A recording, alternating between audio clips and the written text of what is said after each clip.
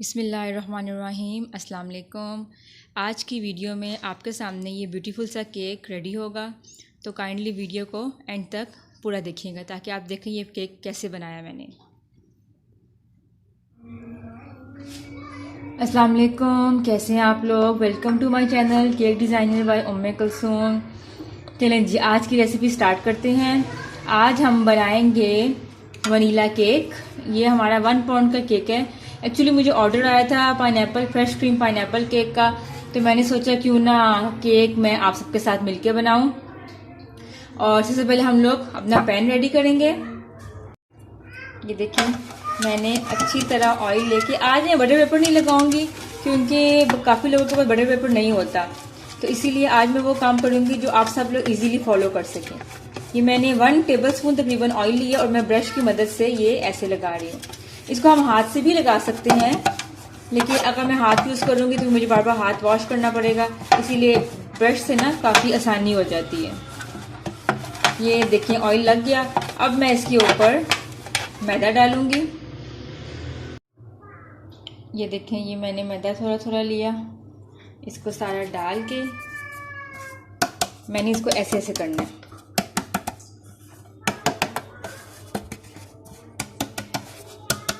ये देखिए, अब साइडों पे डालेंगे मैदा।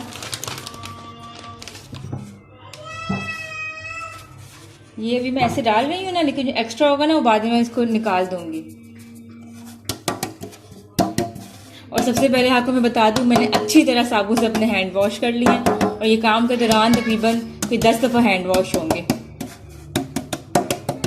ये देखिए, पूरे पैन पे अच्छी तरह हमने मैदा लगा लिया है। और जो एक्स्ट्रा था ना, आपने तो कुछ चीज़ नीचे रख के, ठहरे मैं आपको बताती हूँ। ये प्लेट नीचे रखी और मैंने जो एक्स्ट्रा मैदा था उसको ऐसे डस्ट कर दिया। देखें, जो एक्स्ट्रा था वो निकल गया और ये हमारा पैन रेडी हो गया। ये हमारा 1 पाउंड का केक है, तो इसमें जाएंगे 2 अंडे। ये देखें जी, ये जा रहा है ये पहला अंडा और अब जाएगा दूसरा अंडा। मैं तो अंडे ऐसे ही डाल रही हूँ, लेकिन आप कोशिश करें कि अंडों को पहले अलग से किसी बाउल में निकाल लें और फिर डालें। अब मैं हैंड वॉश करके आके आपको चीनी दिखाती हूँ। ये हमारे 2 अंडे चले गए हैं और हमें चाहिए इसमें 50 ग्राम शुगर। आज मैं आपके सामने ये काम कर रही हूँ ग्राम मशीन वाला भी। ये हमने इसके ऊपर कोई बाउल रखा,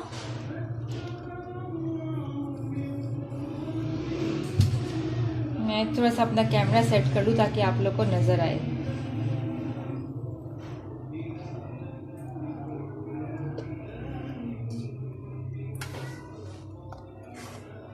बाउल रखा, यहाँ से मैंने मशीन को ऑन किया। इसको मैंने टेर कर दी, ये 0 हो गया। 2x में जाता है 50 ग्राम शुगर। अब ये देखें 50 ग्राम होगा तो मैं यहाँ से बस कर दूंगी।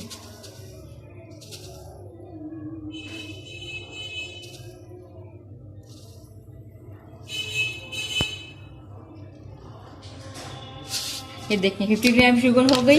अभी रेसिपी ना मैं आज आप लोगों के लिए बना रही हूँ कप में। ये मेरे पास मेजरिंग कप्स हैं। अब आपने ये देखना है कि 50 ग्राम शुगर कप में कितनी होती है। ये आप लोगों के लिए आसानी के लिए मैं ऐसा करती हूँ। ये 1/3 कप है, ये 1 कप है, ये है जी हाफ कप है। इस पे लिखा होता है, ऑन्स भी लिखा हुआ है, कप भी लिखा हुआ है। ये है 1/3 कप और ये है 1/4 कप। मैं 1/3 में डालती हूँ, शायद 1/3 हो, मुझे आइडिया नहीं है, अभी आइडिया हो जाएगा जी। ये देखें, ये 1/3 से भी नीचे है, यानी कि 1 ऑन्स कम है। 50 ग्राम शुगर है, 1/3 से भी कम है। ये हमने डालनी है अंडों में, लेकिन इससे पहले मैं आपके सामने मैदा भी वो कर लेती हूँ, मेजर कर लेती हूँ, ताकि आपको पता लग जाए मैदा वगैरह कैसे मेजर करते हैं। ये देखें जी, मैंने मैदा भी मेजर कर लिया, 50 ग्राम मैदा है। अब मैं इसको आपको बताऊंगी कप में कितने कप होगा। ये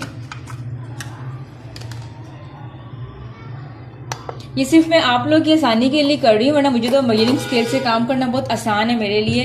लेकिन मुझे ये था कि मैं आप लोगों को बता दूं एक दफ़ा कि कप्स में थोड़ा काम करना मुश्किल होता है। मेरी रेसिपी जो है ना वो ग्राम वाली है, तो मुझे ग्राम में काम करना मेरे लिए सूटेबल है। ये तकरीबन समझ लें हाफ कप के है, यानी कि आपको इस रेसिपी में चाहिए 2 अंडे, हाफ कप मैदा, 1/3 कप शुगर। ठीक है, बस ये 3 चीज़ें चाहिए आपको स्पंज बनाने के लिए। काफ़ी लोग मुझसे पूछते हैं कि आप बेकिंग पाउडर नहीं डालती हैं। बेकिंग पाउडर मैं यूज़ करती हूँ लेकिन बहुत ज़्यादा नहीं करती। अगर हम लोग इन एग्स को और शुगर को अच्छी तरह बीट कर लेंगे तो हमें बेकिंग पाउडर की ज़रूरत ही नहीं पड़ेगी। चलिए हम इसकी बीटिंग स्टार्ट करते हैं। चलें अब हम बीटिंग स्टार्ट करते हैं। हमने बाउल में शुगर ले लिया और अंडे डाल लिए। अब हम इसको बीट कर रहे हैं, beat beat beat beat beat. हम इसको बीट करते जाएंगे करते जाएंगे करते जाएंगे। आपके लिए मैंने वीडियो थोड़ी सी तेज़ कर दी ताकि आप लोग इजीली देख सकें और मेरी वीडियो देख सकते आप बोर ना हो। तो काइंडली बोर नहीं होना और हर स्टेप को फॉलो करना है। अब हम वनीला एसेंस ऐड करेंगे, अगेन बीट करेंगे। आप इसी कंसिस्टेंसी भी चेक कर सकते हैं कि अब इसकी कैसी हो गई है, कलर कैसा हो गया है। तकरीबन 3-4 मिनट बीट किया, बस इससे ज़्यादा।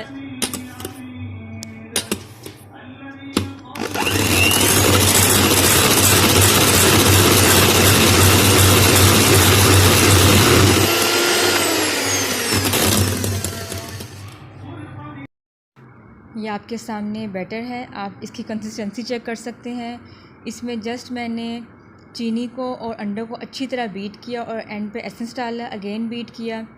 और माशाल्लाह आप इसकी स्मूथनेस देखें, ये सिर्फ 2 अंडे थे और माशाल्लाह से कितना ज़्यादा जो है ना इसके अंदर इसकी कंसिस्टेंसी आ गई है। अब मैं इसमें मैदा डाल के इसको फ़ोल्ड करूँगी। मैदा आपने बिल्कुल हल्के हाथों से डालना है और थोड़ा थोड़ा करके डालना है। देखिए मैंने पहले बिल्कुल थोड़ा सा डाला आपके सामने, इसको मैंने अच्छी तरह वो कर दिया, मिक्स हो रहा है ये।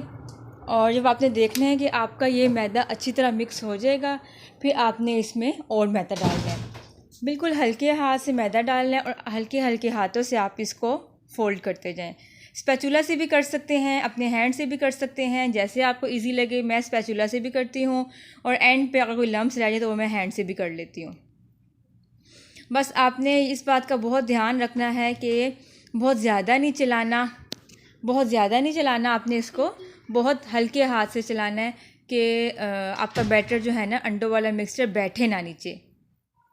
मैं बिल्कुल हल्के हाथ से फ़ोल्ड करती जा रही हूँ और इंशाल्लाह मुझे उम्मीद है कि आज की वीडियो में आप लोग बहुत कुछ सीख गए होंगे। और ये वनीला स्पंज मैंने बनाया आपके सामने बिल्कुल एग्स रेसिपी यूज़ करके, 2 एग्स की रेसिपी, बिल्कुल सबसे स्मॉल क्वांटिटी। तो अगर आप लोग ये बनाएंगे तो इंशाल्लाह आपका बहुत अच्छा बनेगा। बस हर स्टेप को लाजमी फॉलो कीजिएगा, देखते जाए मैं किस तरह काम कर रही हूँ, किस तरह मैदा फ़ोल्ड कर रही हूँ। और ये देखें लम्स आ रहे हैं आपको नज़र। अब ये जितने लम्स आ रहे हैं ना, एंड पे ना मैं हल्के से हाथ से भी इसको मिक्स करूँगी ताकि जितने मेरे लम्स हैं, ये जो गुठलियाँ से नज़र आती है मैदे की, ये बेक होने से पहले पहले हमारा ये इसके अंदर अच्छी तरह मिक्स हो जाना चाहिए। मैदे के कोई भी लम्स हमारे मिक्सचर में नहीं होने चाहिए। जहाँ आपको नज़र आए लम्स हैं आप उसको अच्छी तरह मिक्स कर लें और बहुत ज़्यादा भी नहीं आपने चमचा हिलाना कि आपका मिक्सचर बैठ जाए। और देखिए मिक्सर वैसे का वैसे ही है, सिर्फ 2 एग्स का था और अभी तक इसको स्मूथ ही है।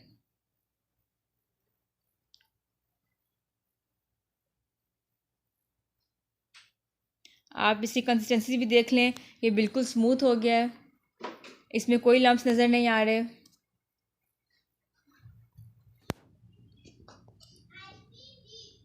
अब ये देखें आप, ये हमारा मिक्सचर हो गया रेडी। अब मैं इसको डालूँगी पैन में। ये पैन को मैंने आपके सामने पहले ही तैयार करके रख लिया था।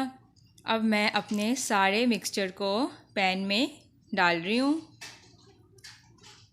अच्छी तरह आपने मिक्सचर को साइडों से बाउल के फ़ोल्ड करके सब कुछ इकट्ठा करके पैन में डाल लेंगे। स्पैचुला यूज़ करेंगे तो स्पैचुला यूज़ करना बहुत आसान है, इससे ना काम काफ़ी आसान हो जाता है।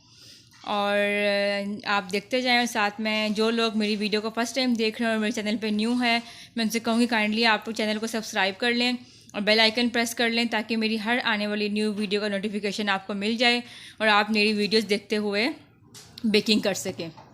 और सबसे इम्पॉर्टेंट स्टेप ये है कि जब आपने मिक्सचर को पैन में डाल दिया, अब आपने इसको 3 दफ़ा टैप करना है। ठीक है, ये आपके सामने मैंने टैप किया है, इससे हमारे एयर बबल्स निकल जाएंगे और हमारा जो है ना मिक्सचर अब रेडी हो गया है और इसको अब मैं रख रही हूँ पतीले में। पतीला मैं आपको दिखाती हूँ, मैंने प्री हीट करके रखा हुआ था पहले से। अब हम अपने मिक्सचर को, ये देखिए मेरी पतीला मैंने प्री हीट होने रख दिया है। ये मेरा पतीला है जो बेकिंग के लिए इस्तेमाल होता है। और इसके नीचे आपको फ्लेम, ठहरे इसकी फ्लेम ऑन करते हैं अभी हम। ये आपको नज़र आ रहा होगा, आपने बस ये मीडियम फ्लेम है, इसी पे आपने इसको प्री हीट रखना है। और पतीले अंदर से कैसा है मैं आपको दिखा देती हूँ। ये मेरा अंदर से पतीला है। और ये जो इस टाइम सरा हुआ है ना, ये जो स्टैंड दरमियान में, ये मैं बहुत टाइम से यूज़ कर रही हूँ।